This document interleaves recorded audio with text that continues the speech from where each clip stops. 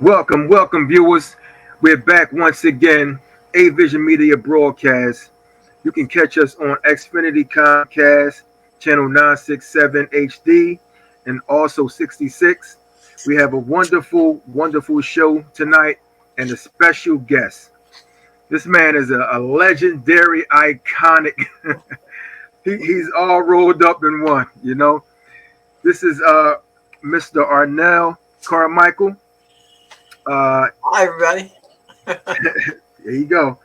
Also, a member or the founder of the band Raydio, with Ray Parker Jr., Jerry Ernest, Knight, Vincent, the list goes on. And they had a bunch of hit songs. You want to hear these songs as we talk. He's going to let you know all the songs that these guys brought out, hit records. How are you, Mr. Arnell Carmichael? I am doing well. I thank you for being on the show, and you still look about maybe 35 years old right now. you know. Yeah, we tried this before, but I didn't get a chance to make it. But I'm glad I'm here. And I thank you, man. Glad I'm here. Yep. And I just want to get into some things, go back a little bit. How did you first get into music? I got into music following my father's footsteps. Oh, okay. Yes, Mike Hanks. First record that I ever heard was from his label D-Town. D-Town. And it was called Detroit, Michigan. Okay. So from that point, me, my brother, and my cousin, Darren and James Carmichael is my cousin. We formed a group called the Carmichael Movement. The Carmichael Movement. Okay. Yeah, it was kind of interesting for young kids trying to stay out of trouble. Yeah, well, that's great. And you grew up in California, correct? Well, I didn't grow up in California. I grew up in Detroit, Michigan. Yeah, and how was it growing up in Detroit, Michigan? Rough. Rough, huh? Yeah, because at that time,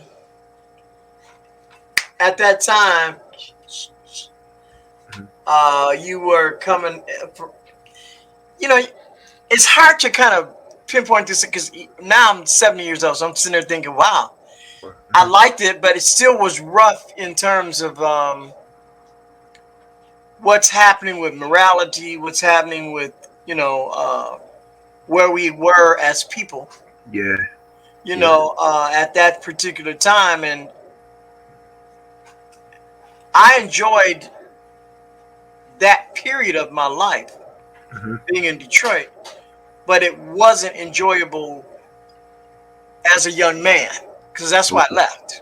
Okay. Meaning, so you're a young kid, then you become a young adult, maybe in 15 going into 18, 19, 20. That's right. So by that time, the riot, 67 riots happened. Yeah. Okay. And so we had this, me and a friend of mine was talking about this. We had, I think it was called the Big Four, police patrolled area. So you listen to all your music, you're trying to have some fun, then all of a sudden this riot happens, and now you got the National Guard in your backyard. And wow.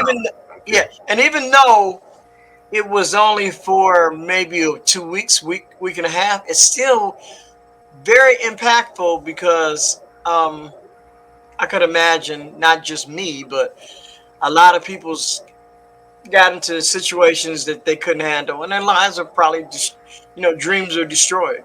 That's what a riot does. Is that's right. It kind of scares people from coming back. Okay. So now, by the time my father dies 1970, so that was 3 years after the riot. I was burnt out. I had to go.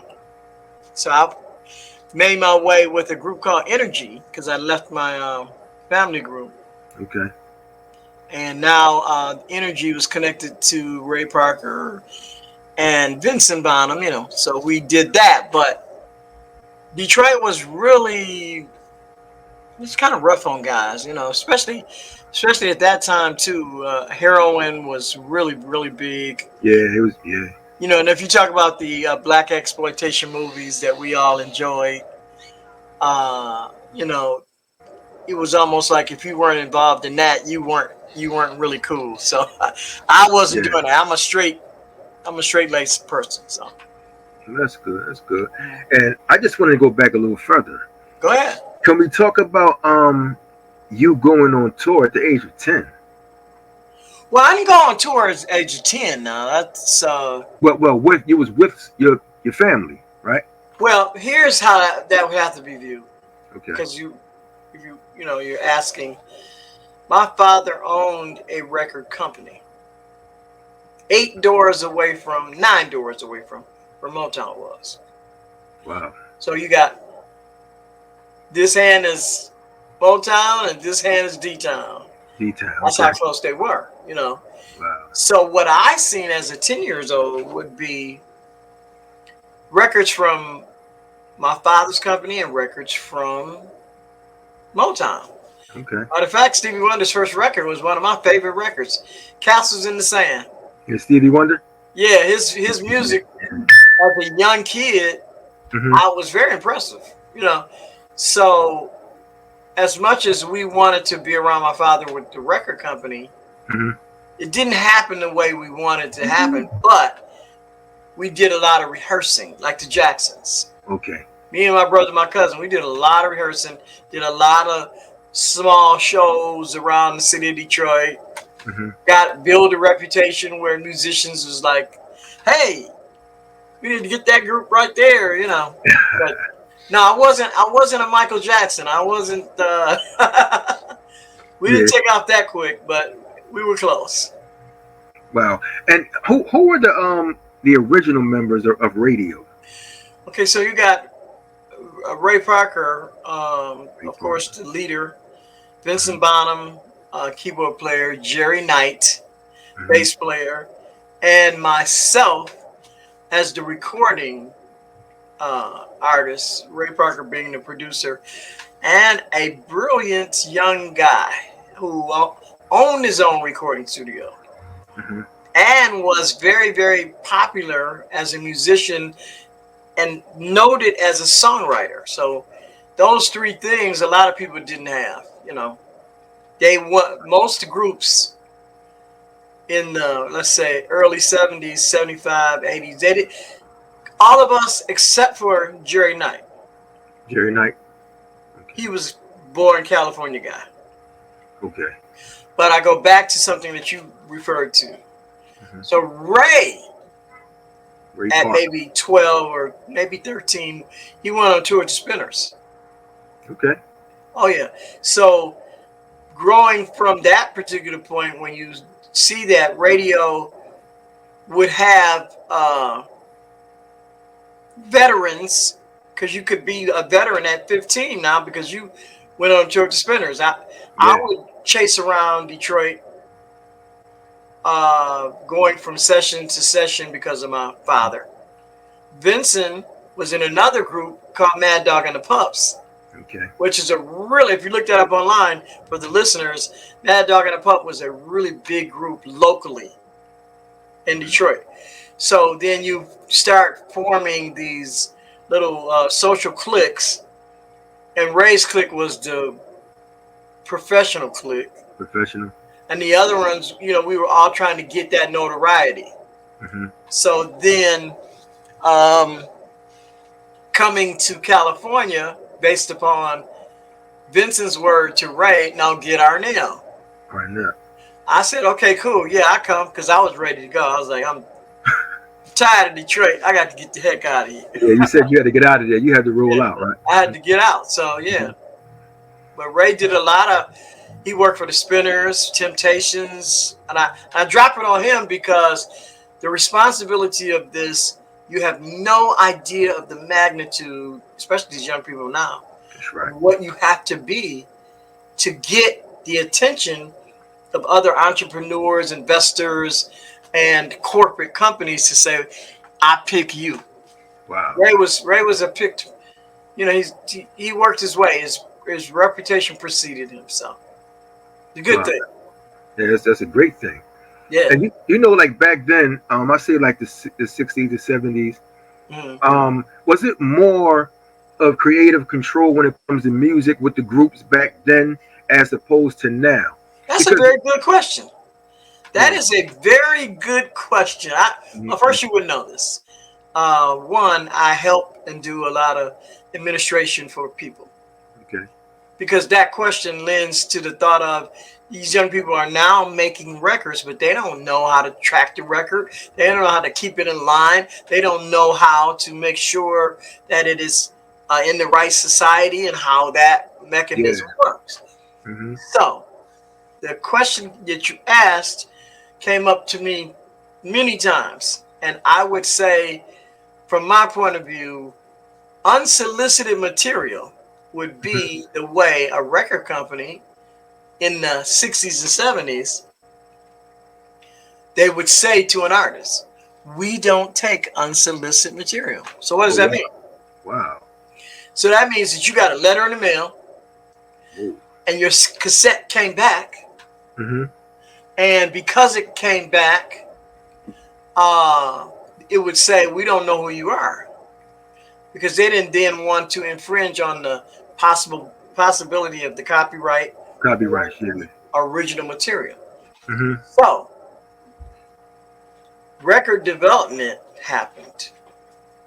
Okay, so if you were a record executive and you knew of some young kid through an agent or a manager that you wanted to approach, you'd offer them a development deal.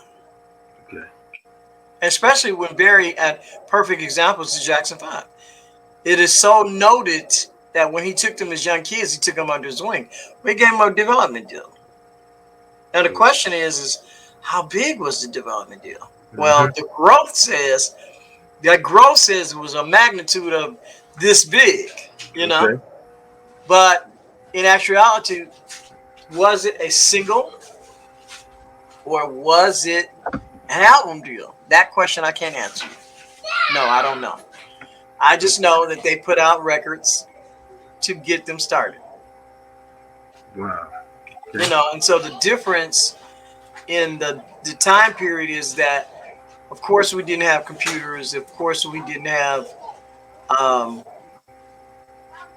a social media, yeah, because back, let alone it being a computer, social media and other connections and other processes are connected to it. But we didn't have that, so you had to be sought after, you know, and you had to be a little bit more open and honest, you know, as to what you were trying to deliver, and they then had to decide, I want to back that up. So yeah, everybody wasn't. I think in my mind, I remember a time when it was 300 artists in the entire music business. oh, so you said 300, Yeah, 300. I mean, it might have been like 60s or 70s, but to me, it wasn't that many artists that you were in the business. yeah, It yeah, was just beginning to grow. It was just beginning to add more to it, and people coming up with ideas, you know. hmm, So I've seen that much of the entertainment to know that everybody wanted to be a star, but how many people could go do the demo that's right, and turn it in before we even got to cassette players? hmm, Remember, I'm coming from the '60s. yeah, yeah, So cassette player hadn't been made yet. It was 8 tracks and yeah, lacquer records, you know, like the LPs, wow, vinyl, as they say now. that's right, So that was what it was. It was 45s and vinyls, and everybody couldn't make a really good demo for a record company executive to say, "I got you, I yeah, I got, like it." You know, I no, it got, wasn't that yeah, simple. It's very hard. wow, wow, Mm. and you know, when you hear the song, well, Ray Parker Jr., Arnell, Carmichael, when you hear the song Ghostbusters, Hmm. how many was featured on that song, or just was it just Ray Parker Jr. that did the song? Well, Ray wrote that song and recorded that song for a Just project oh, that Sony CBS at the time I think had. So he did all of the initial work, okay. and he then came to all of us like in his camp because we was in his camp Okay. to say, "I want you to do this part." Because I'll never forget one time years after it had been recorded, Mm-hmm. and he was telling me, "I'm trying to make sure you still get paid money from it." Mm-hmm. So he needed to go over the parts that I did, and you can't hear them as well as you should. Mm-hmm. But I must have sang on maybe 6 or 7 parts. Six. All right. 6 and 7. You Okay. know, but the one that was obvious was yeah, yeah, yeah, yeah. You know, that part was obvious, but he showed me in a file. He was like, Arnell, you did more than what you think. You did all these parts. And I was like, wow. So it was a production that he brought to the table. If you Mm-hmm. watch the movie Who You Gonna Call, Ghostbusters. Yeah. it's on Amazon Prime under for Ray Parker. Who You Gonna Call? His life story.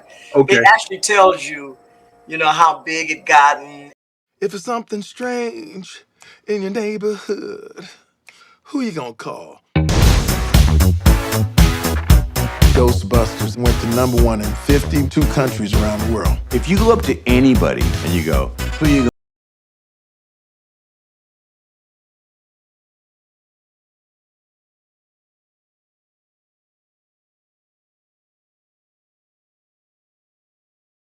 He brought it to the table, which I didn't even know. I knew I was working on it, but I didn't know that he had brought that to. I thought Clive Davis had brought it to the table, but Ray Okay. Parker actually brought it to the table for Clive to make the soundtrack. Mm-hmm. And of course, it was already in the movie, and then they made the soundtrack. And that's maybe what you're talking about is all of the people that was on that particular record. Yeah. Was a Ray Parker achievement for sure. Okay. Yeah. That was real big. Yes, The yeah, movie. like 52 countries big. Okay, That's right. Yeah, and they also had a lot of commercials. They were right. sending T-shirts, the merchandise, everything. When you yeah when you think of music, the music industry, Right. um a lot of people have they different opinions about it. If someone in your family, like maybe your son or just anyone, would ask you about getting into the music industry, what advice will you give them after all of the stuff that's Wow. gone you know I'm laughing because again, that's a great question, and for me, it's rather interesting because being honest, um, Detroit, Michigan is a blue collar town. Okay.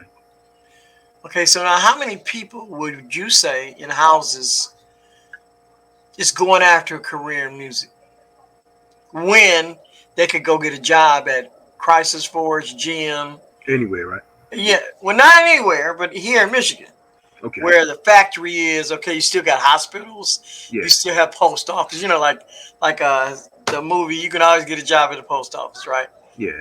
But so for those who wanted to be in music, I would say now is rough. It's Oh, still a great chance that you could write a song that could be a smash, but it's rough. and you could own that song. Because I come from an entrepreneur family, Hmm. where we put the records out and you made money from what you did. Hmm. My son, my youngest son, Carmichael 313, my Okay. oldest son, NY, they make rap records. They make hip hop music. Okay. So I don't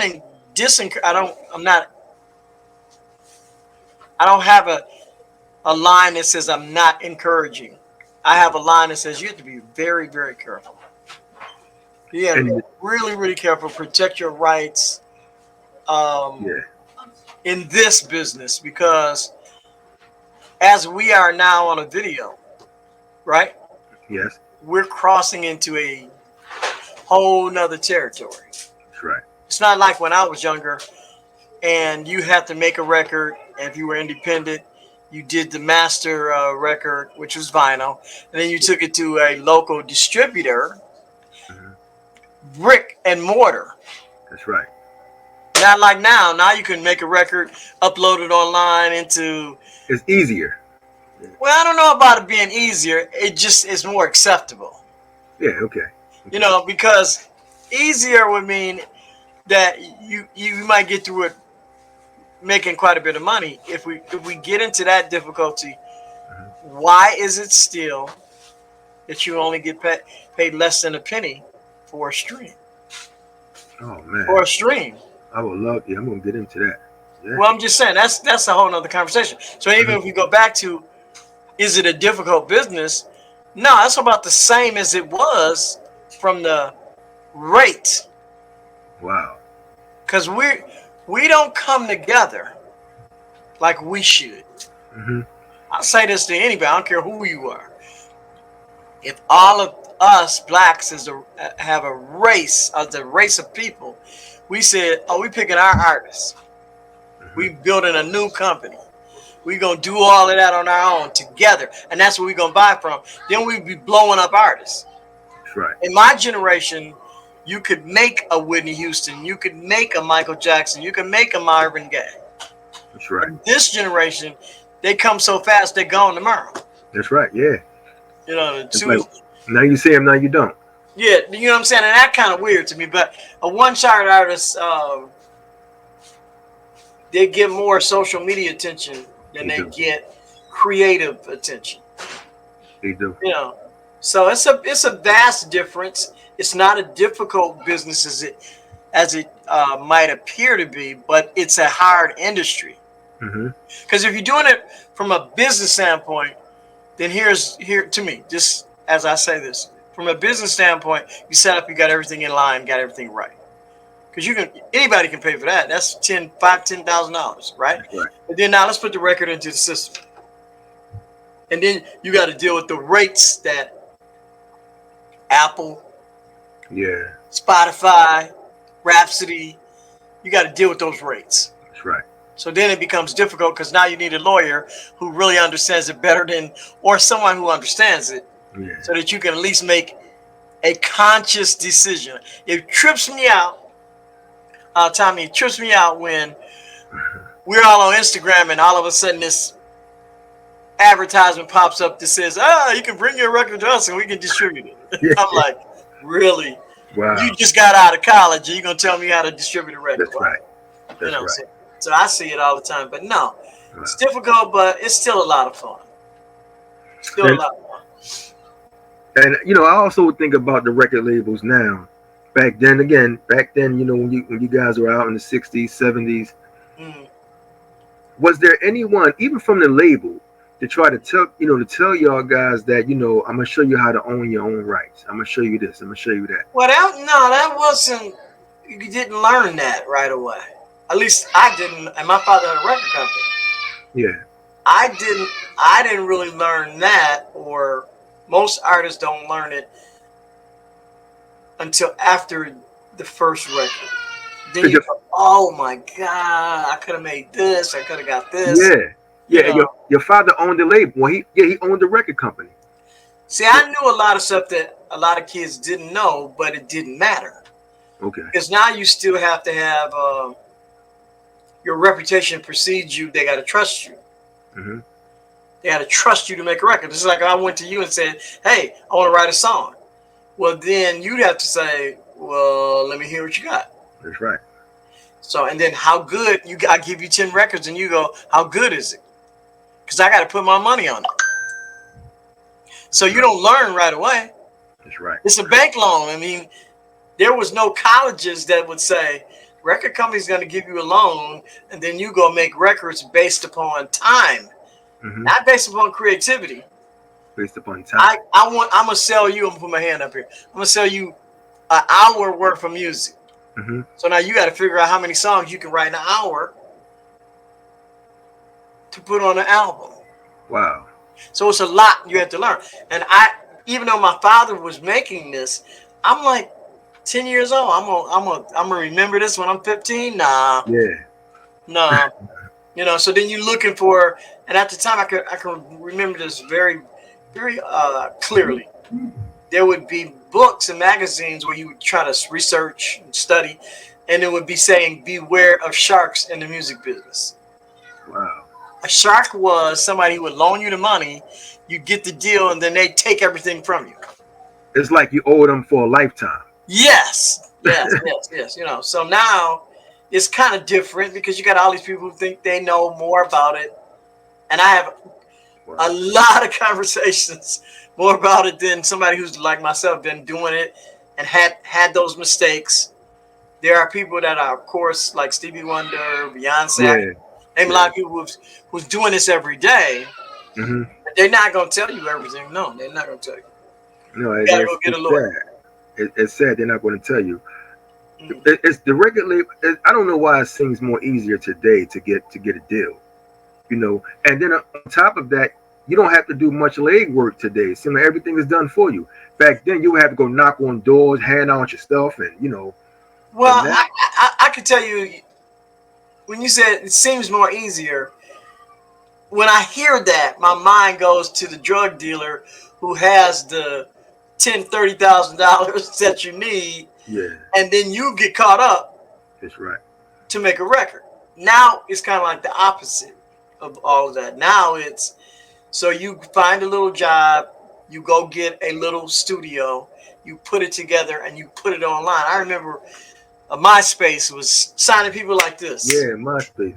You know, because you made a record, so you didn't need the drug dealer money or the investor money. You took a chance, and somebody said, "Hey, let me give you a deal." Well, that was the same thing when we was a kid. That's right.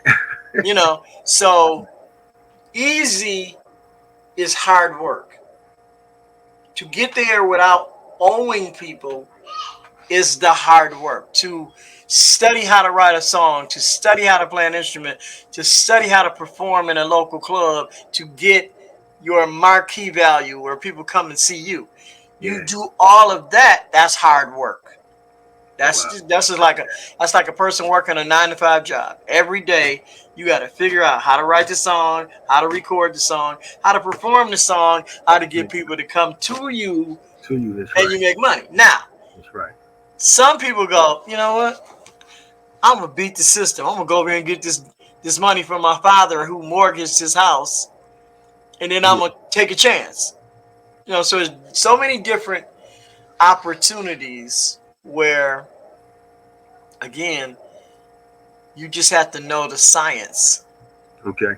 And pour like a chemistry, pour it all together and go, okay, I did it. You know, I did it. That's deep. You know, it's deep. And let's talk about the catalog. I mean, you guys Lord, it's another great have albums for days. Mm. What was the most challenging project you have completed to date? Well, it wouldn't be when you say challenging, it wouldn't be Raydio, because that was the challenge. There would be me not knowing Ray Parker, okay, and trying to get the respect as a singer. Okay. Mm-hmm. To me, my challenging project is I did a 35th anniversary record. Okay. Well, I actually had to go build the you know, I had to put the studio together, get out here and work, because I had left. A lot of people don't know. I had left California maybe 85, 86. So from 86 to maybe 86 to about 99. About 99? I was nowhere. You couldn't even have dropped a pin and said, "Where he's a flashlight. Where is he at?" You couldn't have found him. You know. So to learn more of taking the skill set from what I learned from recording, because I already knew about singing and harmony, and I watched some of the finest musicians make Jack and Jill, the first Raydio record, the Rock On record. You know, this is all. I'm in Ray's college, I want to say. Yeah. Two Places. And I would say graduate school. Then One Minute's Love, and then Ghostbusters, doing all of that. But there was a period when you realize you got to do it yourself. That's right. How good are you yourself? You can copy off everybody else, but how good are you yourself? Yourself. You know, and that 35th anniversary project had a song that I wrote called Desert Sun. My son was going to College of the Desert in California, and I think another song's on there called Can't Help But Say I'm Sorry. I had produced These Streets Are Wild on a Young Rapper, and we put that on there. And it's on my A-String music store, www.astringmusicstore.com. A-String Music Store. And you can see all of that, where I actually did that. Oh, and I learned how to do CD manufacturing, duplication. I did all of that.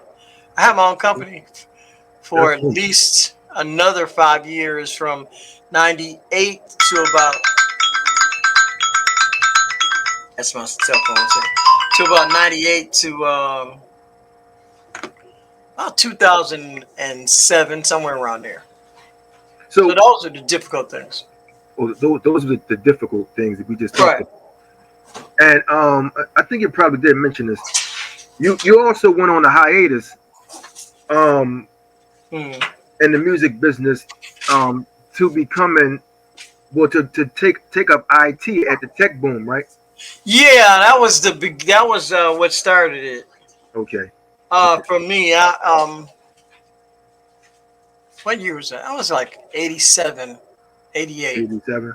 I went to a trade school for software languaging, and that allowed me to become a software rep, where I would actually sell medical software to doctors' offices, and that really opened me up, because now you're not afraid. Because sometimes you get out here, even if you're the greatest in the world, your confidence is down because you have no platform to use it. Well, going to the trade school to understand it and then applying it, that is where people have to understand. You're a singer. You're a jazz singer, right? You better learn how to apply it in the live environment. So being a computer software guy, I learned how to apply it by selling the software that the company had. Yeah. Okay. And I know you've traveled the world, the group Raydio. Tell me about your favorite performance in your career. Ooh, that's interesting. I don't think I've had it yet. I got a gig coming up February 24th in Fairfield. That might be my favorite one because I haven't done it yet. You haven't done it yet, okay. But in terms of having fun, Japan, when we started doing Japan, that was a lot of fun, especially when Ghostbusters had taken off. We were doing Ray Parker Jr. radio at this Billboard Live. And we had been going there for maybe 5, 6, 7 years. And now Ray's got this big hit record out, Ghostbusters, and the people in the audience are wearing the outfits and the costumes. Yeah, that's what I saw. And that was like deep. That made your eyes like, oh my God. Yeah, I told you about the merch. They had merchandise out here. They had it all going on. Well, and then we did an event with him, which was a lot of fun. Sony did a Ghostbusters festival. So across the country for that song, you have these guys buying the cars and the Ectoplaza outfits and the backpacks and Slimer. You just had all of this going on from every state. They came to the Sony lot. That was a lot of fun. I'm quite sure it was, and it was very huge out here in the world. It was pretty big. Ghostbusters is still big, but sentimental story would be Ray and I are performing in the Billboard Live, the theater. Yeah. And we was on the side of the stage, and we both said, "This song just ain't gonna die, is it?" Is it ever a time where you get tired of hearing the same song over and over again, like on the radio? Well, no, not for me. I don't. I have yet to make my own music to take that away. So right now, Okay. It's interesting to hear it and to perform it. Here's what I did. I wasn't a musician at the time. Oh, okay. So what I went back to do was learn how to play all of this stuff. Because Ray Parker played it and hired all of the professional musicians and did the songs and all that. So now I said, you know what?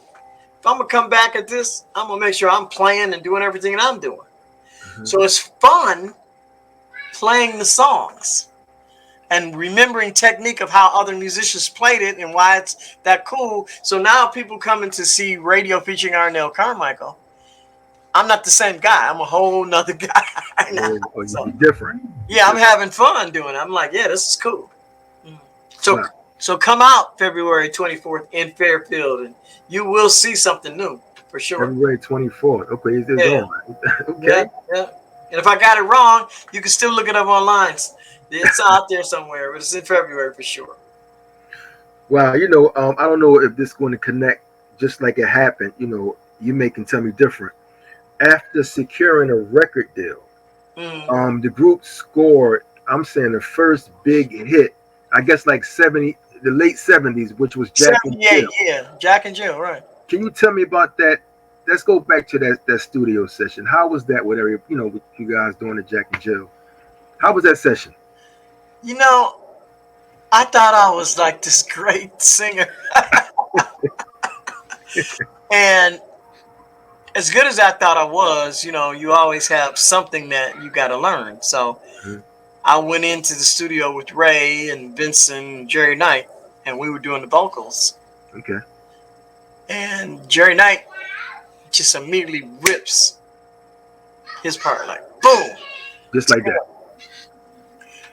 And I tell everybody the story. I'm not ashamed of it. It took me like 10 hours, 14 hours. It took a long time for me to get the feel of what he wanted. Oh, okay. Energy, the group that got me to that position with Ray for Raydio, we did a whole different jazz, rock, R&B form of music. So what he was delivering was a professional style, and He wasn't there yet. I wasn't there yet. No. Okay. And so it was very intimidating, but I didn't let it show. I was like, nah, I'm going to do it till it's over with, or until you tell me, till you say, get out. That's right. So I kept singing the song, and he kept giving me the parts.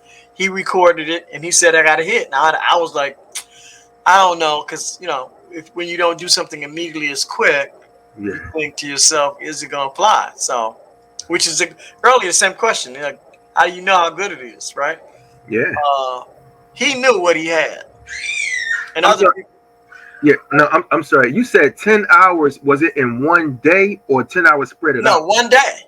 Okay. One day. I mean, again, remember I said, which is a good lesson for a lot of people if you're listening to this. Yeah. When you own the studio, you got unlimited time. You can do that. Well, of course, when you own it. Yeah, you're right. Yeah, so after that song, I had so much respect for Ray Parker that I would go to every session. We'd be in the studio from 12 o'clock in the afternoon to 6 o'clock in the morning, continuous. Wow. So we're making records. I bet you stuff I sang on that I don't even remember, because that's how many we could record. We didn't have like I could pick on people, especially with this Cat Williams thing. And now you can say a bunch of stupid stuff, right? Yeah. I can say it's not like the Commodores, or it's not like the Temptations, or you go into the studio, you got this bill coming, or the jazz band, you go in, you got a bill coming from the studio. The record company's got to pay the bill and say, well, you can't do any more, or you got to wait. No, we could cut continuously. I saw the studio built from the ground up. We were in Ray Parker's house when he first built the first studio. Wow. That studio then went down to Lankershim Boulevard in Burbank, and I moved across the street from the studio. So if he called me, I could get out my apartment on Tahunga and go right across the street, right across Lankershim to American Studio. Wow. Okay, and stay there without somebody saying, well, here go the bill. Here's the bill. No, Ray Parker was like, I got it. And boy, you have no idea. All you people out here who are thinking y'all making music, until you make it with unlimited time, your Mm, creativity is being controlled because you got to pay the bill. mm. Wow. You Mm. you told me. See, that's amazing. That story right there is amazing because it's like you got to put in work. You have to put in some hard work to get that done. To get that hit, Yeah, you're to gonna get have to that put in hit. some work, right? And that's why that song still resonates to this day. Mm. People go to check it out. When you told me your age, you said you were 70 years old, man. Yeah, I'm 71 now. Yeah. 71. Hi. I want to go back to the years of you guys traveling. You guys, just always on the road. Sometimes you got to jump in and out the cars with fast food. Did anyone eat No, healthy see, back then? Because when I look at you that's a very now, good question. That's a yeah, very good question. First of all, I didn't understand that food is medicine. yeah, I didn't know nothing about that. All I knew was I gotta eat.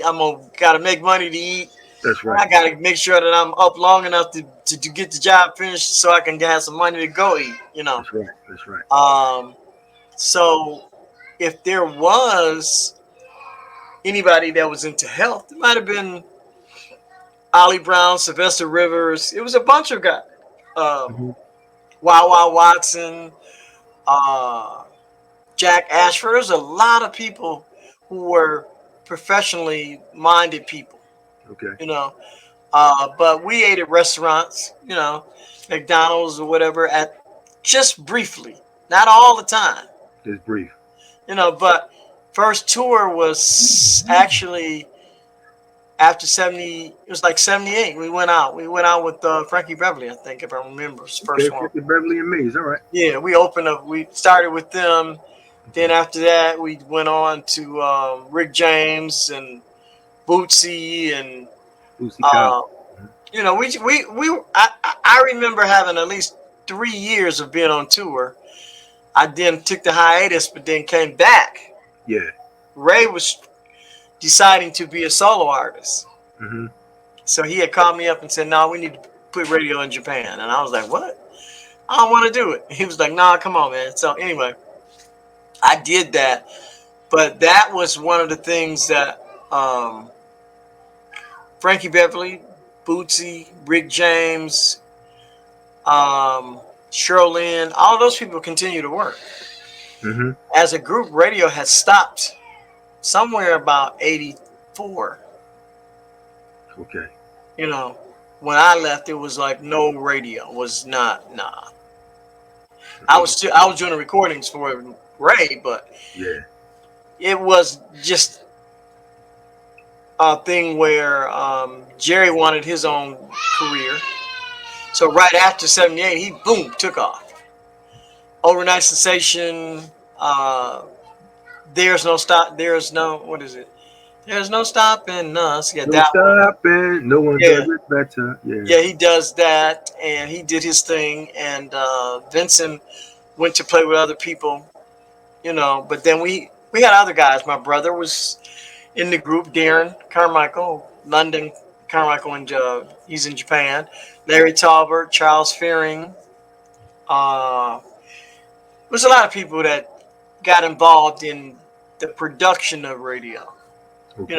So it was cool. I mean, some of it you wanted more, but being with a big management company, having all these egos, Yeah. everybody think they the star of the show. I'm like, okay. I was kind of more or less the 9 to 5 guy. Like, okay, I'm here, let's work. The That's work. rest others had these big dreams, and I was like, man, just work, just do the work. Um, just your opinion. What is it? What is it about the music industry that causes people to go into a state of depression? Ooh, Like wow. after making a lot of money to buying the big houses to all of this stuff, what is it that causes them to get deep into a depression? Like, what do you think that is? Mm. That's a good question because it varies with every individual, how far you go up the ladder, Okay. how much money you make. A lot of individuals, they overspend, they overshoot their shot. Okay. Because when you get a record deal, you don't know if you're going to be a hit or a miss. You know, we could talk about a lot of one hit wonders. Yeah. You know, you can talk about it, but then the difficulty is not in, how can I say this? The difficulty of where you're coming from now about your mental Yeah. Man. is who you are as a person. Because I never forget when I got to California and I didn't really know what California was. You know, I knew it was entertainment state, but I didn't know that it had all of these connections. Yeah. A lot of my friends would come to me and go, man, you better get up and go knock on some doors. So I sang on a lot. I did a lot of sessions. I did a lot of work. But you don't get starry-eyed, you know, because what happens then is so if you see somebody that's riding around in a Mercedes and you want a Mercedes, then you got to figure out how to get it. Okay. You know what I'm saying? Or you see somebody buy a $500,000 or $1 million house. Believe me, that turns them into a rough and tumble person because they got to now pay for that the mortgage on that $1 million house. Yeah. So of course that's going to bring depression. But I tell you, one of the clearest depressions that I saw was a lot of the young people on American Idol. Wow. Because they didn't make it, or they made it, but they Because didn't. they got the music business has never had a system like football, Yeah. basketball, you know, hockey. It doesn't have a league. Okay, so then you have these dreams and you get into it and you got to find whatever you can find to make you happy. You know, again, if going back, if you really think about it, most guys would take the chance, or most women would take a chance of their lives Yeah. trying to make it happen. So that's depression right there because you're taking a chance, whereas nobody else is taking a chance. But imagine this. So you already think you a star, and then you go to audition for American Idol and they tear you down. They tear you down. Wow. So that the tier level of those who are good make it. But then you get to the point where you are like a Fantasia. Yeah. Wow. Wow. You know what I'm saying? Now, wait a minute. You still can't write a hit, but you can sing your butt off. That's right. You know what I'm saying? So you're still waiting on them to bring you to national exposure. You know, Jennifer Hudson is a great story on that one because she weathered the storm and everything just seemed to fall into place, even though she wasn't the winner. Yes. Yeah. You know? And the production came together and she got out and did the plays. And again, we talking about example of work. You know, example of work. Another great story for me is Maxwell. Okay. Because he took a break. And when he came back with Butterfly, he was even better. Yeah. Yeah. You know what I'm saying? His production was even better. You know, of course, you got, whether people believe it or not, which is why the stories when you see the Michael Jackson story, when he comes out and tells the rest of the world what the business is doing to him. That's right. So he had to have some form of depression to get upset to say, wait a minute, you don't really care about us. That's right. You know, why would you write that song? You know, being on the same management with Raydio and then Prince, you wouldn't think that he might have had that depression, but he wrote on his face. He did. It was like a symbol. Yeah, slave. That's what it was. A slave, you know, because he didn't think it was right. I think the best statement that I heard from Prince was, you know what, y'all, UPS don't charge you for the package by ownership. They just deliver it. They charge you for the delivery. So he felt record companies should not charge the artists For the package. They should only get the cost for delivering it. But when the package is delivered to the recipient, which is the person who listens to it, they pay him That's right. instead of paying the record company. That's That right. was a beautiful thing to say. I was like, wow, he could actually say that, you Yeah. know. So all of those type of lines and all of those type of thinkings, it brings, when you go after your biggest dream, it's gonna bring a certain depression. You really have to be you have to have a strong constitution. That's right. If you don't have one, don't be in the music business because you're gonna get used up, spit out, kicked to the curb. You gotta You're have gonna tough get skin, right? well, people say you have 1,000 no's compared to one yes. That's right. Yeah, you do. Sometimes it's like that. Yeah, but here's the whole deal. How many of us get a chance to practice before we jump into it? See, 'cause None. I did, and I know a lot of other artists that really had a chance to work it out, like Michael Jackson for sure. Mm-hmm. They practiced to the point when they came out that basement, where that cubby hole or wherever they're coming from, they was the best you could possibly be. Yeah, So it's like then, they spend half of their life doing that. so then you cut down to all of the craziness as much as you can because Joe Jackson is right there with you. Your family or somebody that's with you that you can trust is right there with you. But you still gonna have life-changing events, that cause you to have a certain demeanor. Now the question is do we have a therapist or not? Wow. So that's subject to anybody. The depression of the businesses can't get around it. Parents gonna die, and families gonna.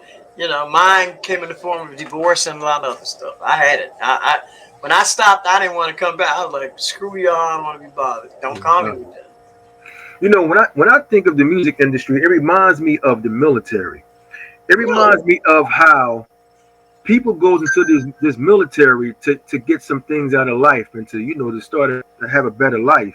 Mm, But then when they leave the military, not all, but quite a few of them, you'll mm, see some laying out in the streets. Some need help. They can't get money. They can't get medical. mm. So with the industry, the music industry, it's like after these artists don't sing anymore or don't sing for these labels anymore, where is the compensation like medical? Where is the life insurance? Where is that type of stuff like that? You know? Wow. You got to develop. It's a form of business. That's why being an entrepreneur is really important. Because you don't think about all that when you think about, I'm getting ready to be this greatest thing in the world. You're not telling the record company, well, put my money in this and put my money in that. I mean, you have to have a team that knows those things, especially if you 10, 15 years old. Because you want to have longevity. You want it to go Yeah, on you're and right. on and on and on and on and on. So, an artist that's starting in 20, 25 years old, he's got some concept of the businesses he or she that they want, but you still got to be really very good at what you're doing and where. What I also found disturbing is that these execs, they will put life insurance on you. They will buy life insurance for themselves, but it'll be like if something happened to you, they'll get the money.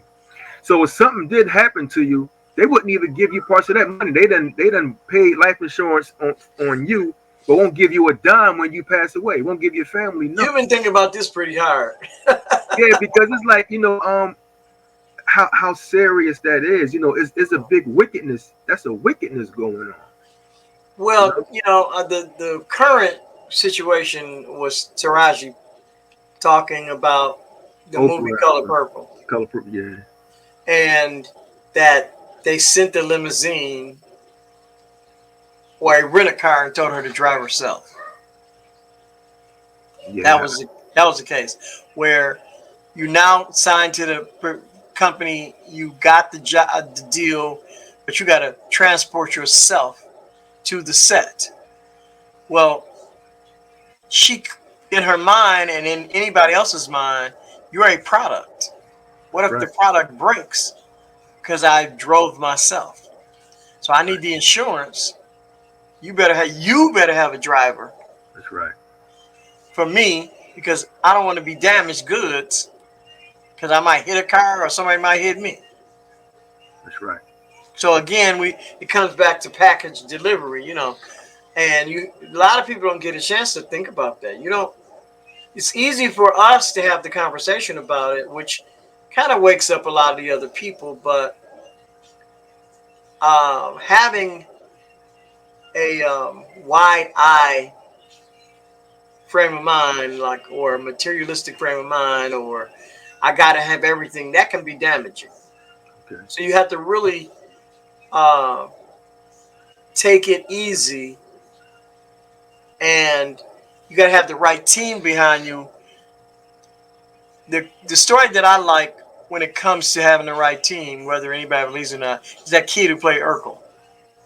Yeah, I know what you're talking about. Jaleel White. Jaleel White, yeah. If you follow his story, it's almost like he had the ups and downs, but he kept the perspective in the right place.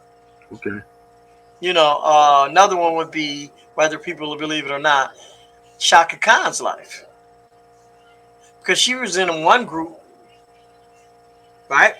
Yeah. Rufus, and then went into her own career. Mm-hmm. And it appears, no matter what you think about who she is or what she's doing, that everything is in the right places. That's right. Because it's not like Ella Fitzgerald or some of those artists, because I don't know all of these lives. I'm just knowing, especially with the social media and what you see, even Aretha Franklin had some issues, but she was so popular. That's right. She formed the right teams. Mm-hmm. Now the question then becomes, after you're gone, and do you have a will and do you distribute the funds evenly? But being alive and having the mindset that Aretha had, I'm proud of that. I'm like, look at that. That's right. She held the purse to her body like, nah, I'm keeping this right here, and kept herself together. So you just have to be good at what you do. You have to really be concerned about having a career in music, because it's not like we go into an arena like basketball or football and we got a company supporting us. Okay. You go in with no support team into an arena. Mm-hmm. You don't have no insurance. Think about it. NFL and the basketball and the hockey, they got insurance because they're doing corporate dollar stuff. A singer, entertainer, musician is doing corporate dollar stuff, and you on your own. So when somebody throw a cell phone and hit you in the head, you better have some kind of insurance. That's right. That's right. You know what I'm saying? Because nobody really talks about that. The better thing I would think is that podcasts and a lot of these shows become the platform to have the discussion, to wake up the younger people. Like, call me for a lecture, I will come and we'll express, the do's and don'ts, the pitfalls of success. I'm definitely want to talk about it because I've seen it firsthand. Wow. I just have two more questions for you, man. Okay, go ahead. What is it about music that makes you feel passionate? Oh, me? This is a majestic thing. But for me, I can go into a lot of sentimental value, but there's nothing like standing in front of an audience and projecting sound and expression and people returning their love for it. Mm-hmm. Perfect example is Frankie Beverly and Maze. Okay. You see Frankie get out there on He's still doing it. Voice, his rough voice, and it's no good, and the crowd is going, "We still love you." So that's that's a good example to me. I love it from that perspective. He's still doing it too. He out there doing it. Oh yeah, hoarse voice and all. That's right. I know in 2014, you had the group. I want to say QT Hush. Well, that wasn't me. That was my brother. That was your brother. Okay. Real quick, that story would be that in 1983, when Ray was getting ready to go into his single deal, my brother and I had to make a decision whether we should go on to the Woman Needs Love album, which is at 84, or would he just say no, he's not going to do it? Well, he stopped. He was like, "No, I'm done. They're going to push Ray, then I ain't worried about it. You can hang around if you want to. I'm going with Tina Marie." That's right. So he and his previous group, because he had his career too. He still has a career. And Alan McGreer, David Taylor, Wyman Brown, and my cousin James Carmichael created QT Hush. But Alan and David came from Detroit. Okay. And they were starting to work with their friends in the music business. Because again, the league in Detroit was bigger than a lot of people could imagine. So James Jamison and other people would work with Alan McGreer. Alan would take David around. David had his friends to connect. And they landed through some connections with Tina Marie and started QT Hush again. Okay. She was working on a new record. And that was great. I had fun. I went on tour with her for about a year. That's good. Because Ray had stopped, and I was like, okay, I'll try that. And so once Woman Needs Love record was done, then that's where I went out with QT Hush, which was Tina Marie's original band. Okay. And it was fun. I had a record deal with Epic. It Ain't You Babe is still online, and it's a great listening project. It's still out there. I truly appreciate you, man, coming to A Vision Media broadcast. What's next for you, Mr. Carmichael? What's next? Well, right now, as current, would be Raydio featuring Arnell Carmichael. That's a long story in itself. Okay. And we're doing, the old school shows. Yeah.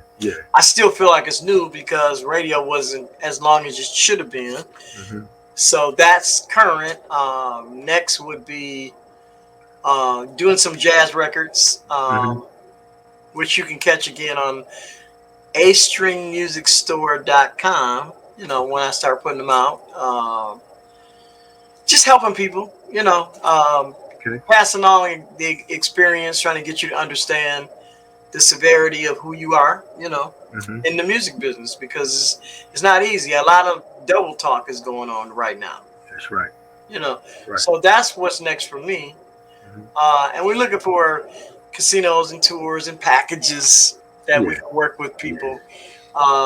We worked with a package with Switch, Mark Woods from Lakeside, Enchantment. We're doing that.